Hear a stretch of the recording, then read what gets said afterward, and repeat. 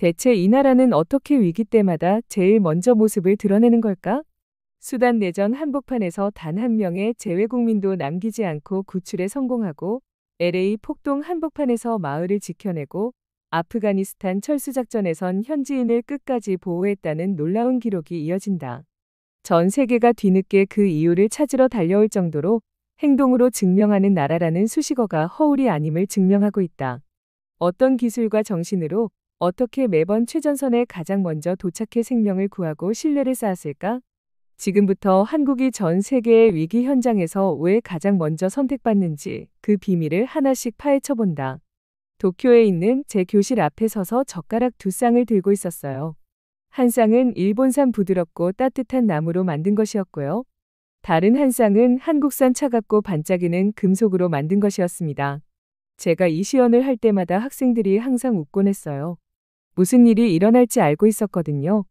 이 한국 스테인리스 젓가락을 보세요. 금속 젓가락을 책상 위에 떨어뜨리며 말했어요.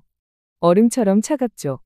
무겁고 잡기도 어렵고 누가 이런 걸로 밥을 먹고 싶겠어요? 제 이름은 모리타 다카시입니다. 여러 나라 사람들이 어떻게 식사하는지 연구하는 교수예요. 15년 동안 아시아 전역의 젓가락, 숟가락, 포크에 대해 학생들을 가르쳐 왔습니다. 식사 도구에 대해서는 모든 걸 안다고 생각하고 있었어요. 나무 젓가락이 제 손에서 완벽하게 느껴졌어요. 가볍고 따뜻했습니다. 밥과 채소를 집기도 쉬웠고요. 평생 이런 젓가락을 써왔거든요. 모든 일본 사람들이 어릴 때부터 이걸 쓰는 법을 배우니까요. 자, 이제 이걸 보세요. 학생들에게 말했어요. 한국 금속 젓가락으로 작은 두부 조각을 집어보려고 했습니다. 미끄러운 두부가 계속 접시로 떨어졌어요. 학생들이 킥킥거렸습니다. 보세요. 이 금속 젓가락은 쓸 수가 없어요. 일본 나무 젓가락이 훨씬 낫죠. 똑같은 말을 수백 번 해왔어요. 완전히 믿고 있었거든요. 결국 저는 전문가였으니까요. 아시아 음식 문화에 대한 논문도 많이 썼고요. 다른 교수들도 제 연구를 인정해 주었어요.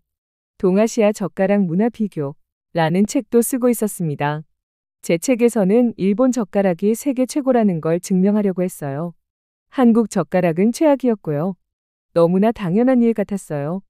그날 아침 대학 캠퍼스를 가로질러 연구실로 걸어가고 있었어요.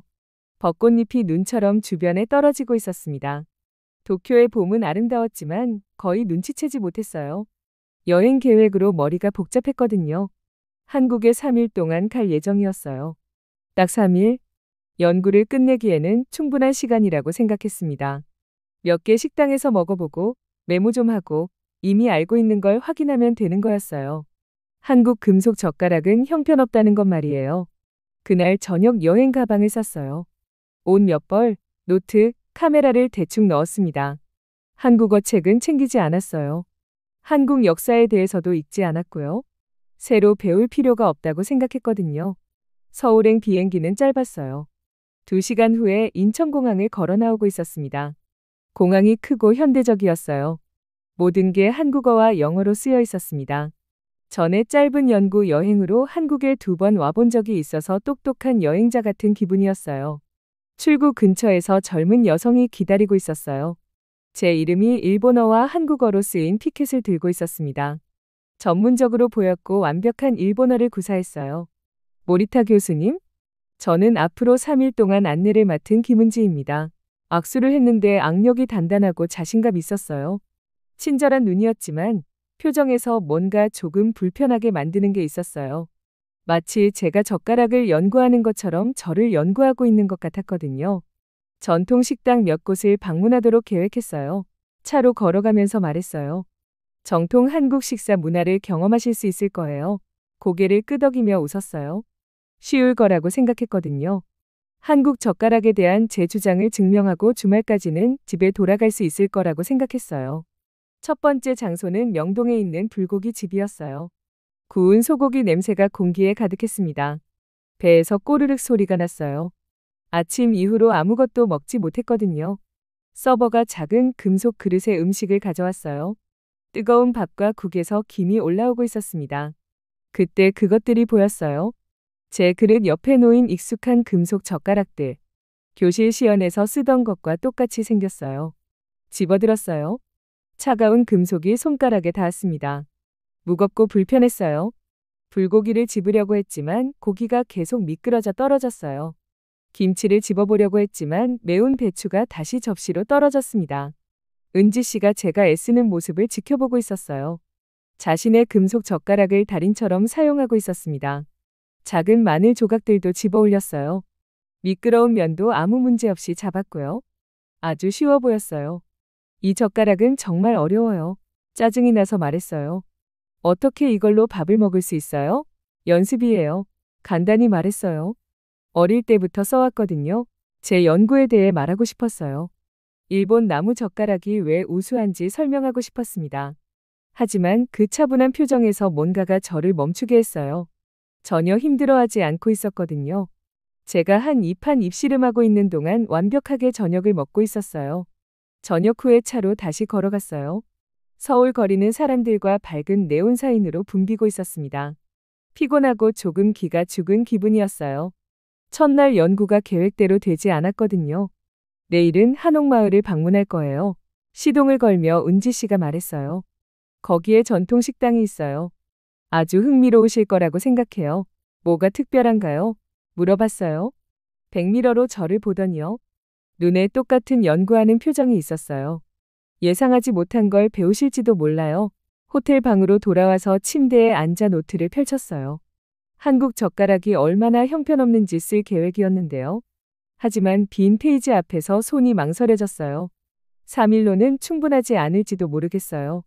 젓가락에 대해 모든 걸 알고 있는 게 아닐지도 모르고요.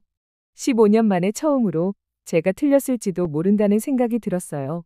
서울 호텔 방에서 깨어났는데 마음이 혼란스러웠어요. 전날 밤 적었던 노트에는 3문장밖에 없었습니다. 쉬운 연구가 될 거라고 생각했었거든요. 한국 젓가락이 안 좋다는 걸 증명하려고 했었어요. 하지만 이제 뭔가 다른 느낌이었어요. 어젯밤부터 느꼈던 의심이 속에서 무거운 돌덩이처럼 자리 잡고 있었어요. 그 생각을 밀어내려고 했습니다. 저는 모리타 다카시 교수였어요. 젓가락을 15년 동안 연구해왔거든요. 제가 뭘 말하고 있는지 알고 있었어요. 빨리 옷을 입고 호텔 로비에서 은지 씨를 만났어요. 전통 한복 저고리에 현대식 바지를 입고 있었습니다. 웃음은 따뜻했지만 눈에는 여전히 조심스럽게 지켜보는 표정이 있었어요. 북촌 한옥마을 갈 준비 되셨어요? 물어봤어요. 고개를 끄덕였지만 어제의 자신감은 사라져 있었어요. 서울의 바쁜 거리들을 지나가며 생각할 시간이 있었습니다. 한국 젓가락을 너무 성급하게 판단했는지도 모르겠어요. 좀 더 자세히 살펴봐야 할 것 같았어요. 한옥마을은 마치 시간을 거슬러 올라간 것 같았어요. 구부러진 지붕을 가진 전통 한국 집들이 좁은 돌길을 따라 늘어서 있었습니다. 관광객들이 천천히 걸으며 아름다운 목조 건물들 사진을 찍고 있었어요. 공기에는 향과 오래된 나무 냄새가 섞여 있었어요. 은지 씨가 두 한옥 사이에 자리 잡은 작은 식당으로 안내했어요. 건물이 수백 년은 된 것 같았습니다. 한지 창문에서 안쪽에 부드러운 불빛이 새어나오고 있었어요. 온화한 할아버지가 문 앞에서 우리를 맞으며 깊이 인사하셨어요. 안으로 들어가서 낮은 나무 테이블 주위에 방석에 앉았어요. 식당 안은 평화롭고 조용했습니다. 다른 손님들도 속삭이듯 이야기하고 있었어요. 주방에서 국물이 끓는 부드러운 소리가 들려왔어요. 음식이 나왔을 때 이상한 걸 발견했어요. 제 그릇 옆에 놓인 젓가락이 어제 것과 달라 보였거든요. 여전히 금속이었지만 작은 선들이 새겨져 있었어요. 표면이 일반 스테인리스 젓가락처럼 매끄럽지 않았어요. 조심스럽게 집어들었어요. 놀라운 일이 일어났습니다. 어제 젓가락처럼 차갑지 않았어요. 손가락에서 따뜻하게 느껴졌습니다. 뜨겁지는 않았지만 편안하고 부드러웠어요. 이거 느낌이 다른데요? 은지 씨에게 속삭였어요. 드셔보세요. 말했어요. 불고기 한 점을 집어봤어요. 이번에는 고기가 미끄러져 떨어지지 않았습니다. 젓가락이 완벽하게 잡아주었어요. 쌀알 하나를 집어보려고 했어요. 쉬웠어요. 미끄러운 버섯 한 조각을 잡아봤어요. 전혀 문제 없었어요. 손이 조금 떨리고 있었어요. 어떻게 이런 일이 가능할까요? 여전히 금속 젓가락이었어요. 여전히 한국 것이었고요. 하지만 지금까지 써본 어떤 젓가락과도 완전히 다른 느낌이었어요. 금속 표면을 자세히 봤어요. 작은 조각된 선들이 음식을 잡는 데 도움이 되는 질감을 만들고 있었습니다. 하지만 그것만이 다른 점은 아니었어요. 이 젓가락들은 제 손에서 완벽하게 느껴지는 무게와 균형을 가지고 있었어요. 금속이 따뜻했고 거의 살아있는 것 같았어요. 이걸 누가 만들었어요? 물어봤어요. 은지 씨가 자신의 젓가락을 내려놓았어요. 표정이 진지해졌습니다. 저희 할머니가 만드셨어요. 김옥순이라고 하세요. 60년 넘게 손으로 젓가락을 만들어 오고 계세요. 입이 벌어졌어요.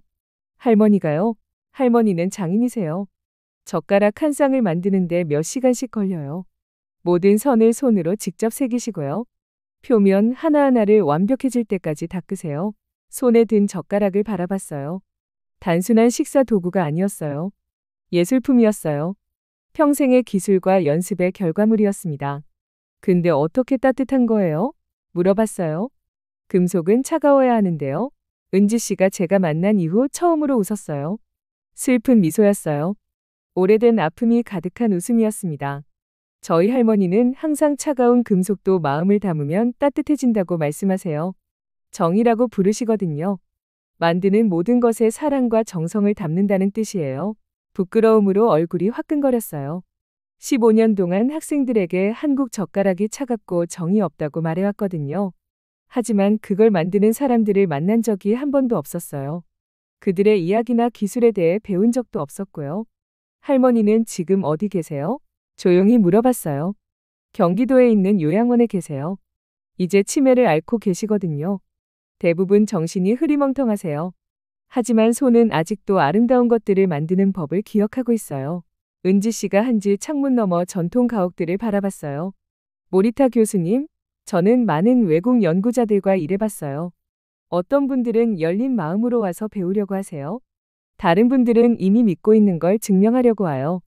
교수님은 어떤 연구자세요? 그 질문이 뱃속을 강타하는 것 같았어요. 답을 알고 있었고 그래서 속이 메스꺼웠어요. 저는 제가 옳다는 걸 증명하려고 한국에 왔었어요. 새로운 걸 배우려고 온 게 아니었어요. 비행기에 타기도 전에 이미 결론을 써놓고 있었거든요. 저는 천천히 말했어요. 잘못된 종류의 연구자였던 것 같아요. 은지 씨가 한참 동안 제 얼굴을 살펴봤어요. 그러고 나서 제 인생을 영원히 바꿀 결정을 내렸습니다. 저희 할머니를 만나보시겠어요? 주변 식당이 숨을 죽이는 것 같았어요. 다른 손님들, 주방에서 나는 부드러운 끓는 소리, 심지어 밖에 포근한 봄바람까지도 모든 게 조용해졌어요. 손에 든 따뜻한 젓가락을 내려다봤어요. 이 단순한 금속 도구가 한국 문화에 대해 알고 있다고 생각했던 모든 걸 방금 무너뜨린 거였어요. 네, 속삭였어요. 정말 만나 뵙고 싶어요. 식당을 떠날 준비를 하면서 젓가락을 첫 냅킨에 조심스럽게 싸놓았어요. 놓고 가고 싶지 않았거든요.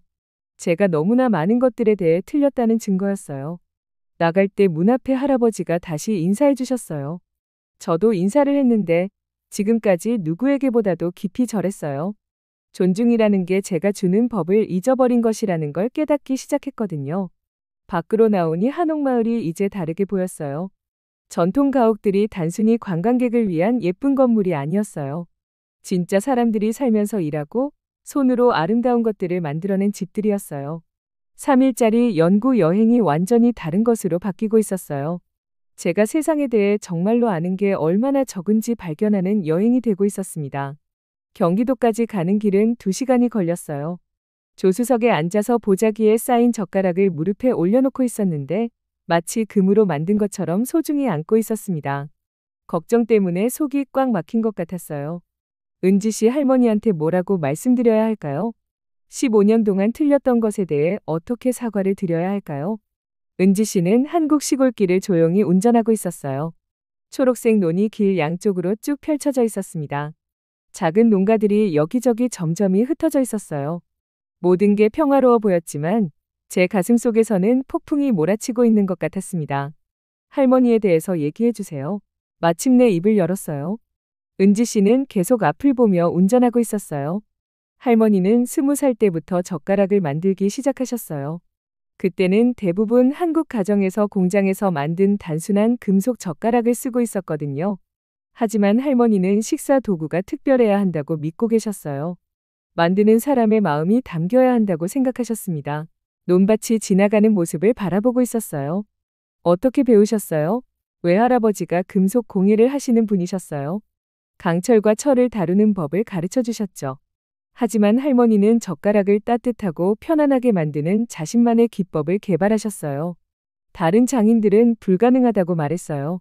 금속은 항상 차갑다고 했거든요. 하지만 할머니가 그들이 틀렸다는 걸 증명해 보이셨어요. 전통시장과 현대식 아파트가 뒤섞인 작은 도시를 지나갔어요. 옛것과 새것이 나란히 살고 있는 모습이 마치 제 옛 생각과 새로운 깨달음 같았습니다. 상도 많이 받으셨어요. 은지 씨가 계속 말했어요. 박물관에서 할머니 젓가락을 사고 싶어 했고요. 부유한 가정에서는 중요한 기념일을 위해 특별한 세트를 주문하기도 했어요. 하지만 할머니는 항상 가족들과 함께 맛있는 식사를 하고 싶어하는 평범한 사람들이 가장 좋은 손님이라고 말씀하셨어요. 목이 메어왔어요. 이분이 평생을 바쳐서 완성시킨 것을 저는 교실에서 몇 분 만에 무시해버렸던 거예요. 요양원은 정원으로 둘러싸인 깨끗하고 현대적인 건물이었어요. 작은 연못 주변으로 벚나무들이 분홍색과 하얀색 꽃을 피우고 있었습니다. 어르신들이 벤치에 앉아서 물고기에게 먹이를 주며 물을 바라보고 계셨어요. 안으로 들어가니 복도에 꽃향기와 양 냄새가 섞여 있었어요. 간호사들이 방들 사이를 조용히 다니며 환자분들을 돌보고 있었습니다. 모든 게 차분하고 부드러웠지만 한 걸음씩 갈 때마다 더 긴장이 되었어요. 은지 씨가 2층에 있는 햇살 가득한 방으로 안내했어요. 한 할머니가 창가에 앉아서 정원을 바라보고 계셨습니다. 머리는 완전히 하얗게 새어서 깔끔하게 뒤로 묶고 계셨어요. 손은 무릎에 올려놓고 계셨는데 손가락이 약간 구부러져 있어서 아직도 보이지 않는 도구를 잡고 있는 것 같았어요. 할머니, 은지 씨가 부드럽게 말했어요. 만나뵐 분을 모셔왔어요. 김옥순 할머니가 혼란스러운 눈으로 우리 쪽을 돌아보셨어요. 은지 씨 얼굴을 한참 바라보시다가 그 다음에 제 얼굴을 보셨습니다. 우리를 알아보지 못하고 계시는 게 보였어요. 치매 때문에 사람들을 기억하는 능력을 잃어버리신 거였어요. 마음이 조금 아팠어요. 이장인 할머니, 60년 동안 아름다운 것들을 만들어 오신 이분이 자신의 손녀도 기억하지 못하고 계시는 거였어요. 은지 씨가 제 손에서 보자기에 쌓인 젓가락을 가져갔어요. 조심스럽게 풀어서 할머니 손바닥에 올려놓았습니다. 신기한 일이 일어났어요. 김옥순 할머니의 손가락이 저절로 젓가락을 감쌌어요. 흐리멍텅했던 눈이 갑자기 맑고 집중된 모습으로 바뀌었습니다. 젓가락을 손에서 뒤집어가며 모든 홍과 곡선을 만져보고 계셨어요. 내가 만든 거야. 속삭이셨어요. 목소리는 작았지만 확신에 차 있었습니다. 내 손으로 직접 만든 거야. 주름진 뺨으로 눈물이 흘러내리기 시작했어요. 하지만 동시에 웃고 계셨어요. 마치 잃어버렸던 소중한 것을 찾은 것처럼요. 네, 할머니. 은지 씨가 부드럽게 말했어요. 할머니가 만드신 거예요. 모든 선, 모든 곡선에 할머니 마음을 담으셨어요. 김옥순 할머니는 경이로운 표정으로 젓가락을 바라보셨어요. 마치 처음 보는 것처럼요. 그러고 나서 말씀을 하기 시작하셨는데 목소리가 맑고 힘이 있었어요. 차가운 금속도 사랑을 담으면 따뜻해져요.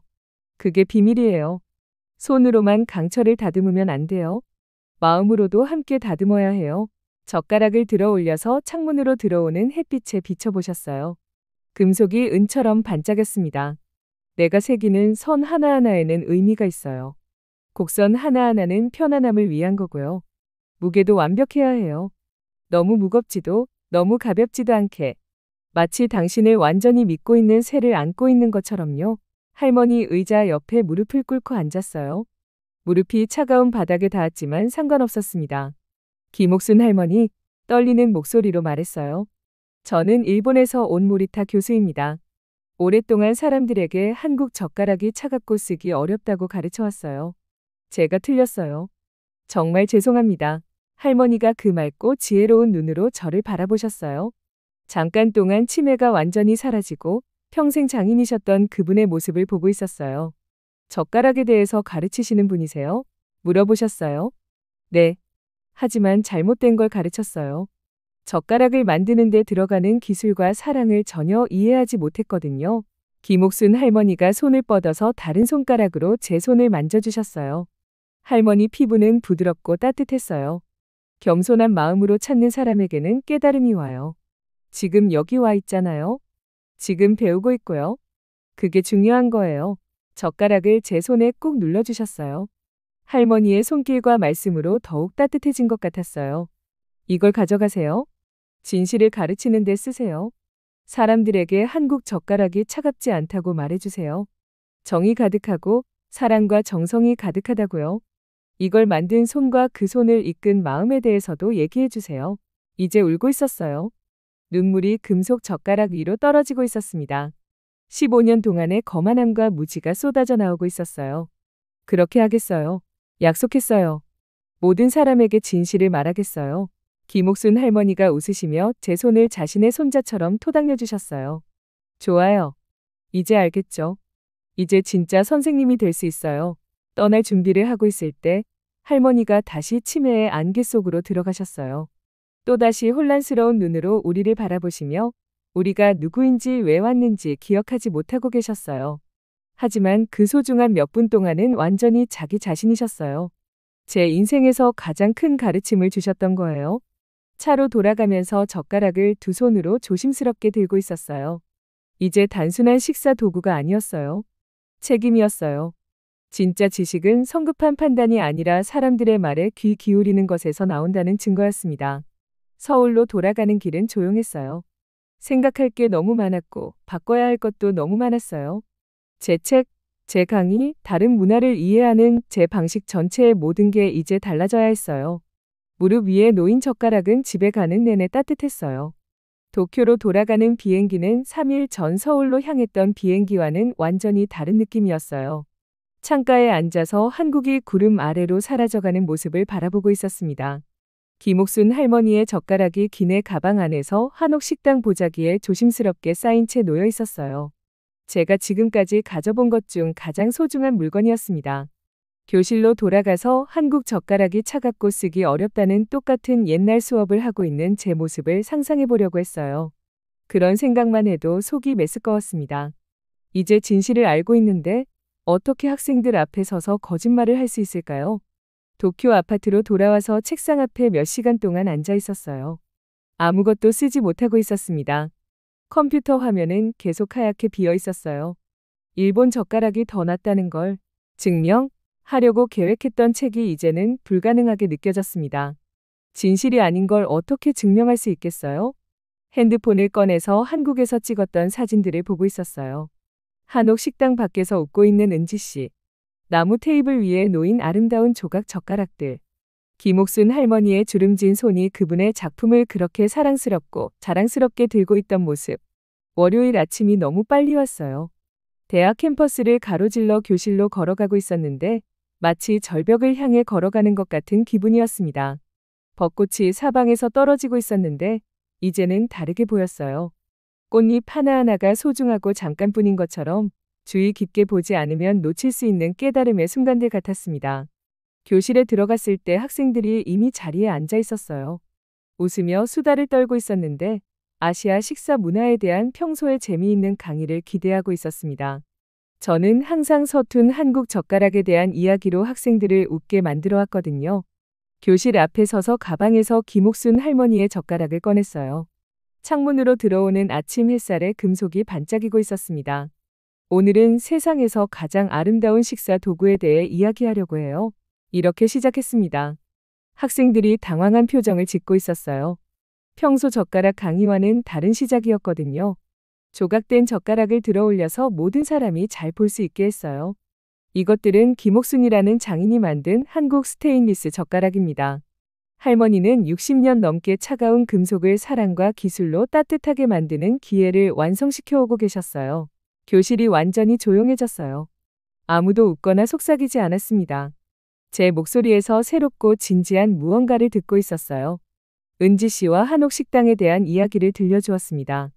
이 젓가락들이 어떻게 음식을 완벽하게 집었는지, 제 손에서 어떻게 따뜻하게 느껴졌는지 설명했어요. 만드는 모든 것에 마음과 정성을 담는다는 한국의 개념, 정에 대해서도 이야기했습니다.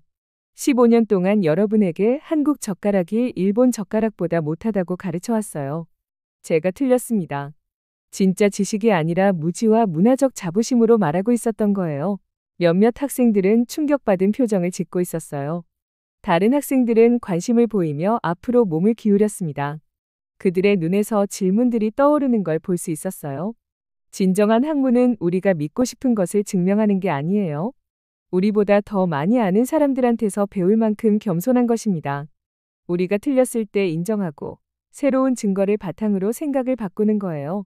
남은 수업 시간 동안 김옥순 할머니의 이야기를 들려주었어요. 금속을 다루고 있는 할머니 손의 사진들을 보여주었습니다. 조각된 홈과 완벽한 무게 배분 뒤에 숨어있는 과학을 설명했어요. 한국 금속 공예의 문화적 역사와 일상 물건을 아름답게 만드는 철학에 대해서도 이야기했습니다. 수업이 끝나자 몇몇 학생들이 다가와서 더 많은 질문을 하고 있었어요. 한국 젓가락 만들기에 대해 더 배울 수 있는 곳을 알고 싶어 했습니다. 자기들도 금속 젓가락을 직접 써볼 수 있냐고 물어보기도 했어요. 몇 년 만에 느껴보지 못했던 감정을 느꼈어요. 제 가르침에 대한 자부심이었는데 다른 종류의 자부심이었습니다. 옳다는 자부심이 아니라 다른 사람들이 진실을 발견하도록 도와준다는 자부심이었어요. 그날 저녁 도쿄에 있는 한국 식당에 갔어요.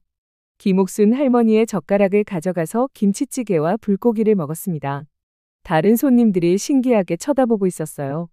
일본 교수가 직접 만든 한국 젓가락으로 한국 음식을 먹는 모습은 매일 보는 장면이 아니었거든요.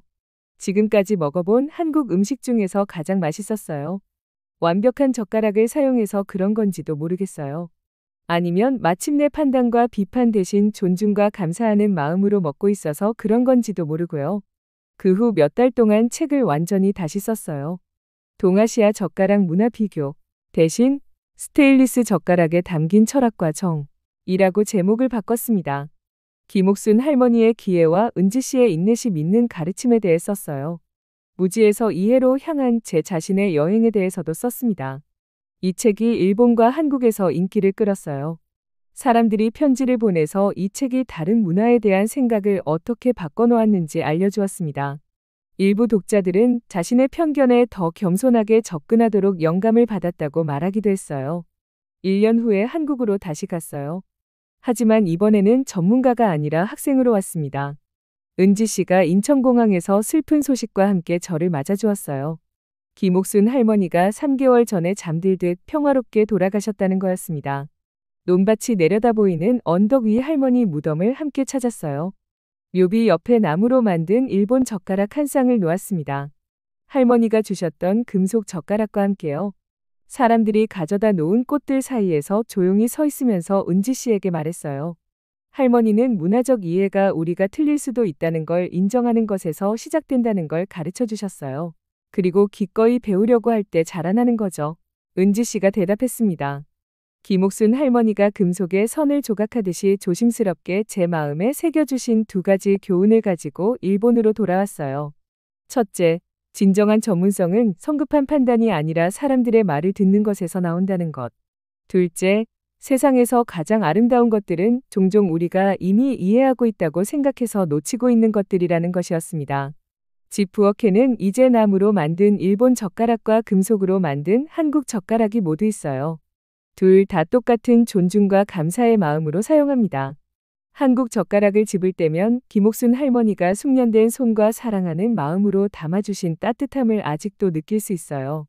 한때 한국 문화의 모든 잘못된 점을 대표한다고 생각했던 차가운 금속 젓가락이 더 나은 교사, 더 나은 학자, 더 나은 인간이 되는 법을 가르쳐준 도구가 되었습니다.